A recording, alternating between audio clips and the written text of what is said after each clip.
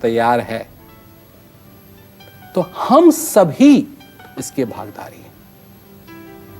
और ये कोई ऊपर की बात नहीं, कोई ऊपर से आएगा और बटन दबाएगा और ये सब कुछ ठीक हो जाएगा, नहीं, ये हम सब पे निर्भर है।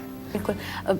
आपने क्योंकि वाटर की बात की, पर्यावरण की बात की, इस दिशा में सरकार भी कई सारे योजनाएं चला रही हैं, जैसे स्वच्छ भारत मिशन हो गया, गंगा की सफाई को लेकर के योजनाएं हो गई, ऐसे लोगों को बढ़ावा देना जो कि वाटर को प्यूरिफाई कर सकें, समुद्री जल जो है उसको लेकर के, या मेक इन इंडिया, इसको लेकर कई सारे कार्यक्रम, थीम पे, प्रोजेक्ट्स पे काम हो रहा है।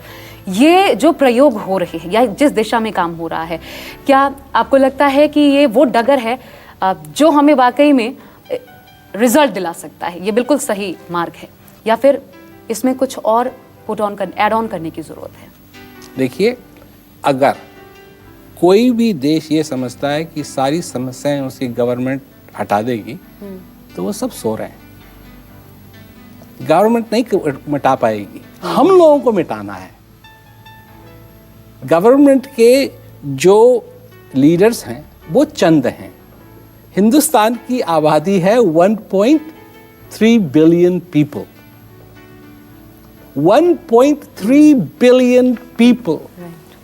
अगर 1.3 बिलियन पीपल प्रेरित नहीं है बदलने के लिए, तो कैसी गवर्नमेंट चाहिए आपको जो बदल देगी? हो ही नहीं सकता।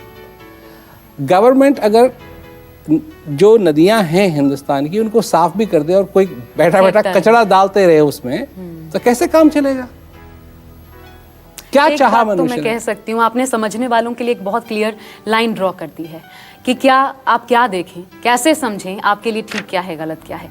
लेकिन क्योंकि आप लिखते बहुत हैं, उन लोगों के लिए जो आपको सुन रहे हैं और आपसे प्रेरित हैं, प्रेम रावत जी को कहाँ ढूंढें, कैसे मिलेंगे प्रेम रावत जी? आपसे संपर्क का तरीका क्या है, जरिया क्या है?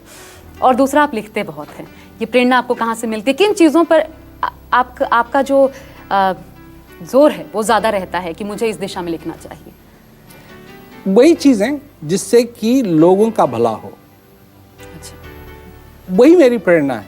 लोग मेरे से प्रश्न पूछते हैं, उन प्रश्नों को मैं भूलता नहीं हूँ कि भाई अच्छा ये प्रश्न पूछा क्यों गया, क्या चीज़ थी इसके पीछे, इस बात को मैं कैसे इस तरीके से रखूं कि और लोग भी इससे फ़ायदा उठा सकें।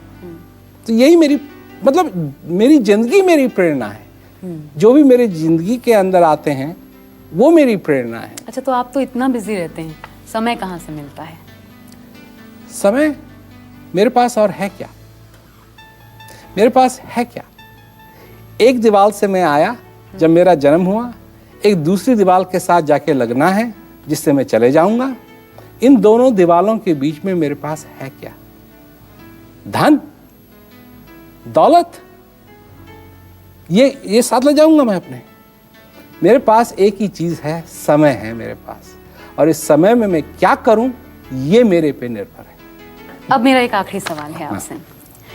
एक संदेश, वो दर्शक, वो विश्व में तो कहूंगी क्योंकि ये प्रचारित लोग देखने वाले हैं इसे, वो एक संदेश अभी इस एपिसोड के आखिर में आपका क्या होने वाला है? सबसे बड़ी चीज ये है कि आपको ये मनुष्य शरीर मिला है।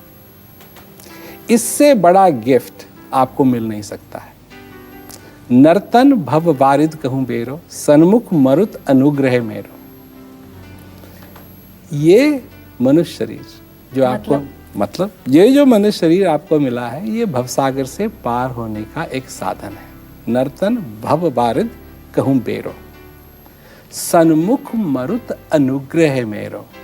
ये भगवान राम कह रहे हैं कि श्वास का आना जाना ही मेरी कृपा है। कोई मेरे से अगर संपर्क करना चाहता है, मेरा वेबसाइट एड्रेस है premrawat.com। जी।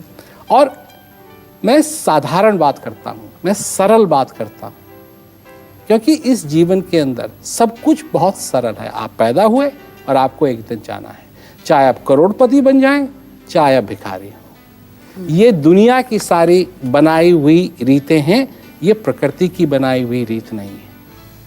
मैं तो एक ही चीज़ आपको सुनने के बाद, समझने के बाद, आपकी बातों को एक ही चीज़ कह सकती हूँ कि शायद ये ज्ञान का वो सागर है, ये वो भव सागर है जिसमें आप जितना डूबते चले जाइए, इसकी गहराई अनंत है, पता ही नहीं लगेगा।